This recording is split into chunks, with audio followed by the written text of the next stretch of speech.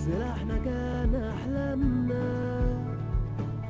وبكرة واضح قدامنا، من زمان بنستنى بندور مش لاقيين مكاننا. في كل شارع في بلادي صوت الحرية بينادي، في كل شارع في بلادي صوت الحرية بينادي.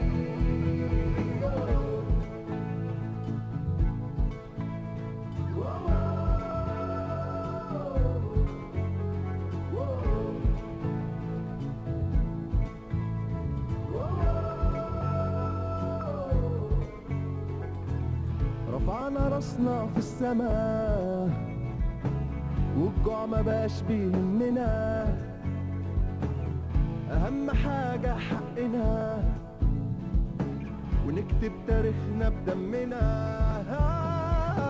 لو كنت واحد مننا بلاش ترغي وتقول لنا نمشي ونسيب حلمنا، وبطل تقول كلمة أنا.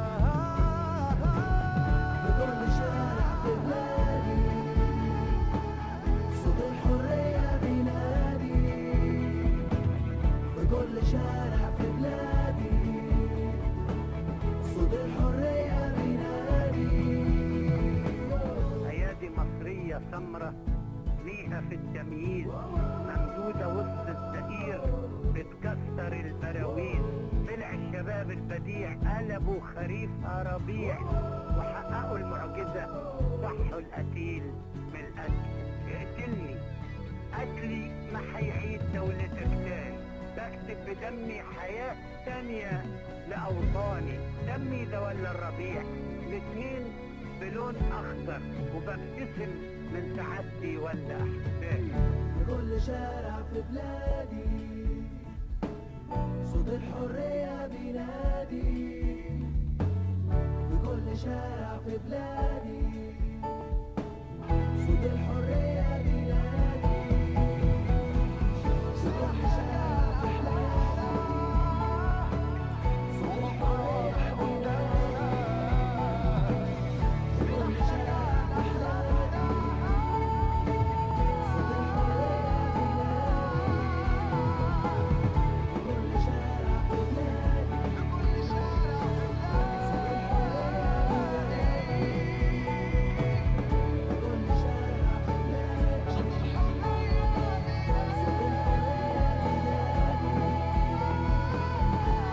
شارع في بلادي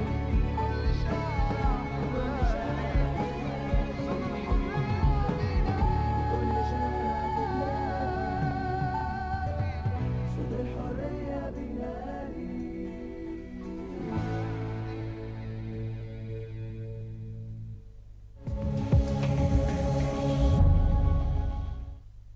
Eh bien, c'est une exposition dont le thème général porte sur le développement durable, donc forcément sur l'avenir de notre planète. Et je pense que toute personne, même qui n'est pas forcément enseignant, doit se poser des questions sur cet avenir. Comment voyez-vous comment on pourrait développer cet intérêt avec des élèves de collège, puisque en fait c'est votre secteur? Alors l'exposition présente un certain nombre d'activités interactives qui peuvent déjà présenter différents thèmes sur le développement durable de façon ludique. Mais au-delà de cet aspect assez amusant pour les élèves, je pense que l'intérêt, c'est qu'on peut, par ce biais, leur faire se poser de véritables questions sur la gestion de l'eau, sur la relation entre le sol et l'agriculture. Donc en fait de véritables questions qui sont des enjeux pour le XXIe siècle. Est-ce que vous pensez que cette exposition rentre dans le cadre pédagogique du programme français? Ah, tout à fait, puisque j'ai vu notamment des constructions parasismiques et nous étudions les risques sismiques en 4e, le développement durable, les problèmes d'agriculture en 1re. Donc différents points du programme de toutes les classes de collège et de lycée peuvent trouver un intérêt dans cette exposition. Oui, ben, pas forcément d'ailleurs uniquement pour le programme de sciences physiques, mais aussi pour sa propre formation, qu'on soit enfant ou qu'on soit adulte.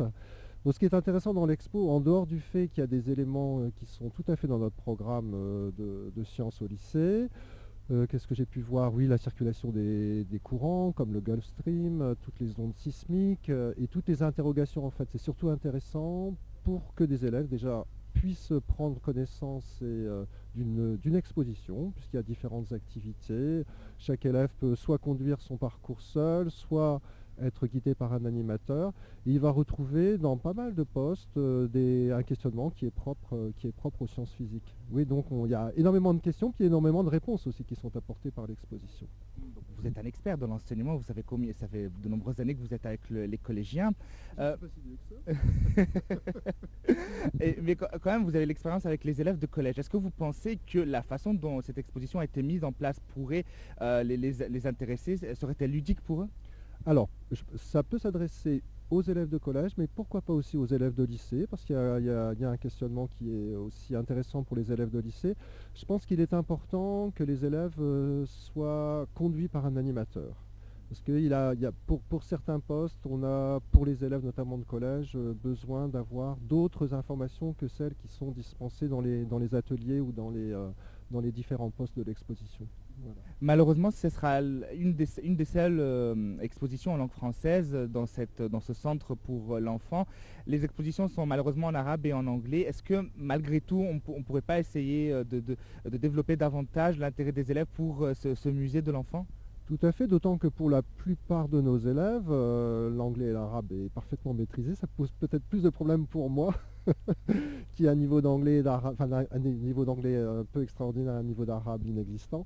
Et je pense que pour les élèves, on a de nombreux élèves qui peuvent assurer la traduction, notamment. Pour les élèves qui sont uniquement francophones du lycée, de nombreux élèves peuvent assurer les traductions. On l'a déjà fait dans d'autres visites. À Dinap Farms, par exemple, certains élèves traduisaient les propos des techniciens en arabe à nos élèves qui n'étaient que francophones. Donc ça peut être vraiment un plus pour les élèves à apprendre aussi à faire des traductions, à prendre en charge un groupe. Voilà. Je suis très heureux d'atteindre cet édifice. Dans cet édifice-là, un musée des enfants, c'est quelque chose de magnifique au niveau culturel, au niveau social, au niveau même éducatif. Alors, j'aime beaucoup voir quelque chose pareil en Égypte qui peut alors refléter tout la culture et la culture même de l'Égypte et la civilisation d'Égypte. Si vous voyez même là-bas dedans, vous voyez depuis la civilisation depuis 7000 ans. Alors tu parles de la civilisation égyptienne de 7000 ans depuis le siècle premier siècle jusqu'à maintenant. Alors c'est ça qu'on peut faire quelque chose de bien pour les générations. J'aime beaucoup être ici, j'aime beaucoup voir, j'aime beaucoup faire, tu sais, l'invitation de tous les jeunes, de tous les enfants, de tous même les grands, les générations grandes. Docteur Iman, le ministère de la Culture porte un grand intérêt pour ce centre. Pourquoi? En fait, le ministère de la Culture porte un intérêt et en fait, maintenant, nous sommes en cours de faire un protocole de coopération avec le musée.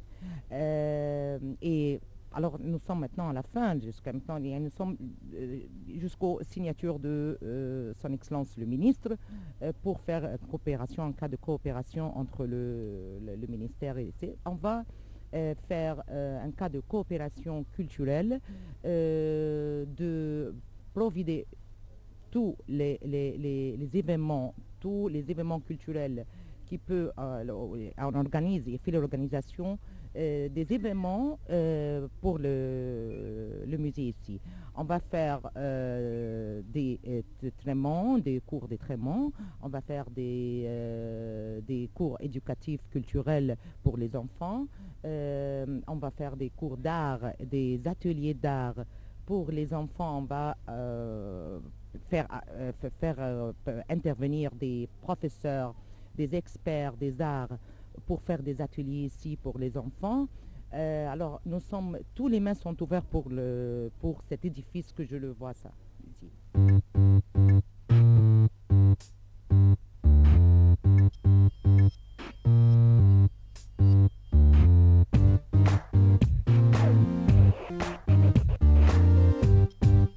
C'était donc tout pour cette édition de Ça nous intéresse. J'espère qu'elle vous a plu. Si oui, retrouvez-nous la semaine prochaine à la même heure avec un nouveau thème qui nous intéresse. Au revoir.